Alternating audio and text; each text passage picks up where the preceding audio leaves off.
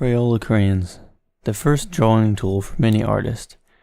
I've only done about 2 or 3 drawings with a crayon in the past year, and I haven't done any drawings with crayons since I was 6 years old, and I wanted to practice getting better at working with colors, and so I felt that it would be a good way to start practicing by using something that's very simple.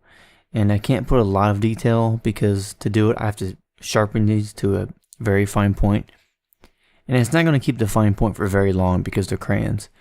So this just lets me focus on the colors and just having some fun and practicing at the same time.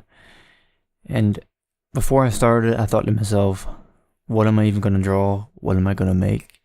And so the first thing I thought of was the lion from Lion King, but I didn't want to draw that. I wanted more colors in it, so I just kind of went wild with the colors and made his fur a different color on the right side, made it like blue and purple, but it doesn't really matter. I was just having fun.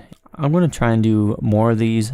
My goal is to try and do 100 of them as practice, and then see how good I am from there. But thank you for watching, and I'll see you in the next video, and have a good night. Subscribe.